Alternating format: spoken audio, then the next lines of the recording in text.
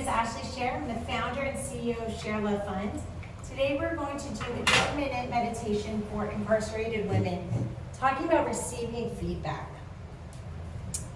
I'm just going to adjust the lighting.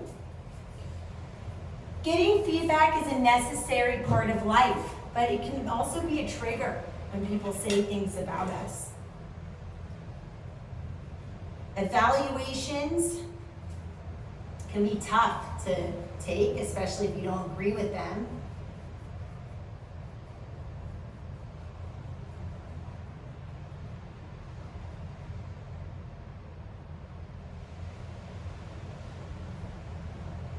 Nobody really teaches us how to accept feedback. We get feedback all the time from when we're a child in school. You get grades on spelling tests, but nobody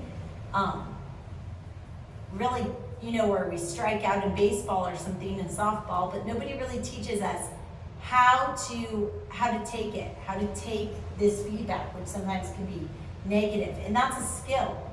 How to receive feedback is a skill that's not often taught, but it can be helpful because when we let our emotions take over, then that can get us into trouble.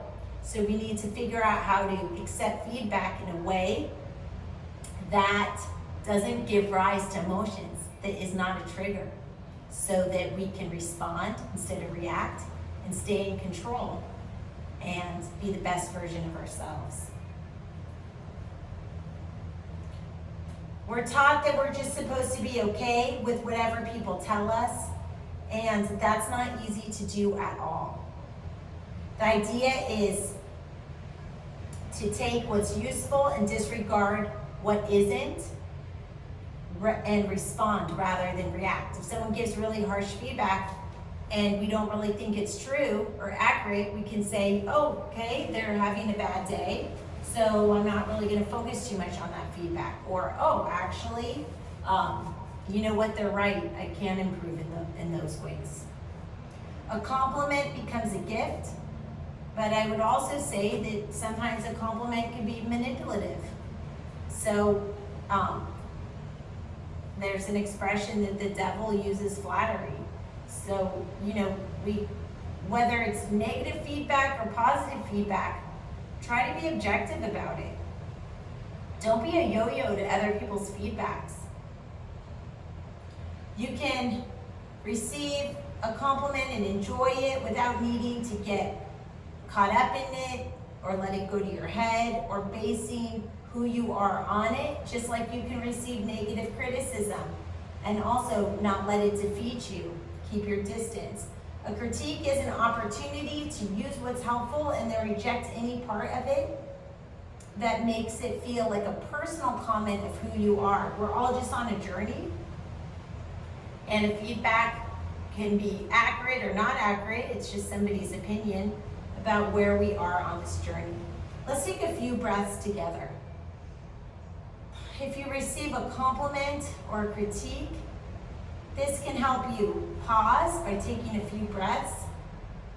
And that taking a few breaths breaks up that automatic reaction, and it allows you the opportunity to choose a different path.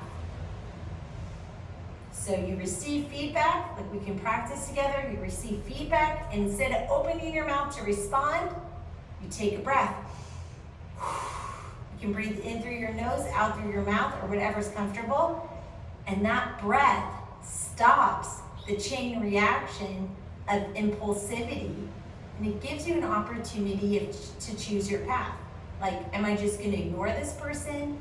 Am I going to give credence to their feedback by engaging in it? How are you going to respond? You get to choose. It's a choice. What comes out of your mouth is a choice.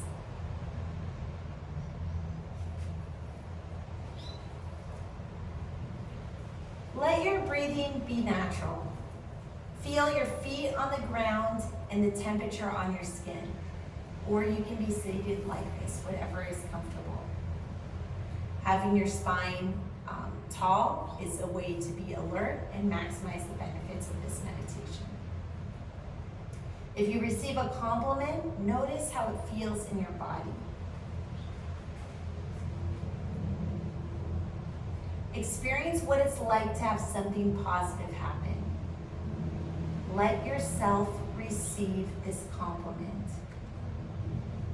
If some part of you thinks that you don't deserve it, try to see it as only a thought and focus on and feel the good in your body with your senses. Soak it in as much as possible. You deserve it. But also stay humble and know that sometimes compliments can be manipulative. And even negative feedback can also be manipulative. Maybe someone wants to see a rise out of you.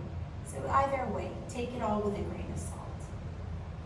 If you've received a critique, again pause and feel your feet on the ground. Concentrate on what is happening in your body rather than any reaction in your mind. If it feels uncomfortable, notice that you can decide how that discomfort feels without automatically reacting to it. As you focus on your body, remind yourself that this isn't personal. It's not about you. Take in what's helpful in the feedback and then come back to your body. Ask yourself, what can I learn from this? Can any of this help me once I've calmed down a bit? Explore any judgments about yourself or the other person just as thoughts coming and going.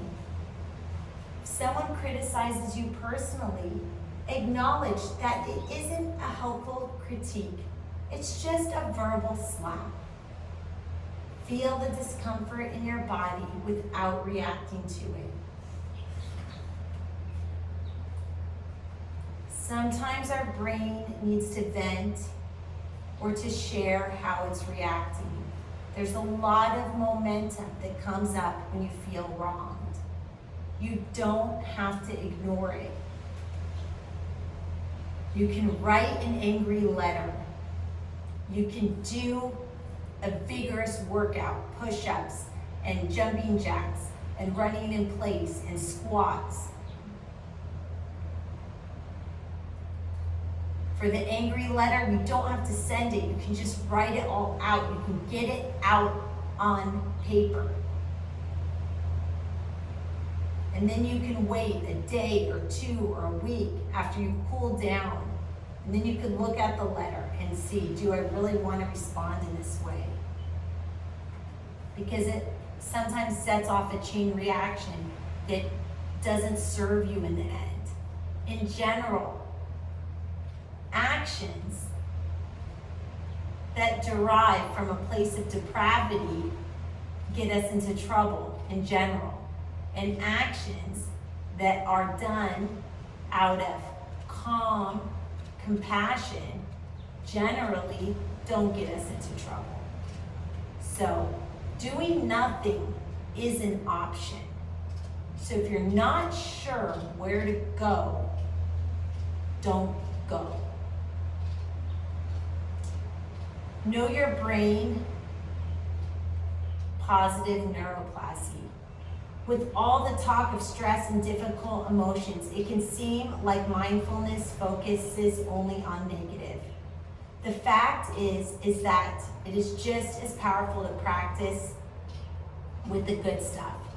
Remember that the more your brain does a task, the stronger and more efficient the neural pathway for that task becomes.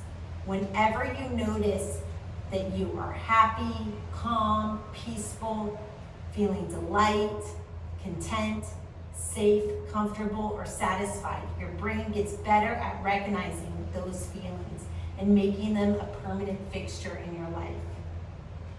Take time to focus on what you are good at, what you are capable of, and what you dream of doing. The more you pay attention to those moments, the more you'll notice them in the future. Every time you laugh, think of a good song, eat, savor those moments. Instead of focusing on how things could be different or what other people have that you don't, be mindful of what is working. and how you are really doing your best. Practicing, enjoying your achievements. Today I brushed my teeth. I have clean teeth because I did it.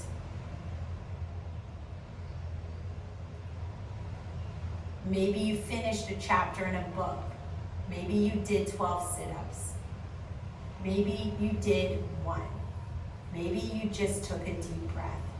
Celebrate your accomplishments. You get to be in charge of growing your brain the way you want. That's what neuroplasty means. It means neuroplasticity. It means that you can create patterns in your brain. You can reset the default just by the way you act and what you focus on.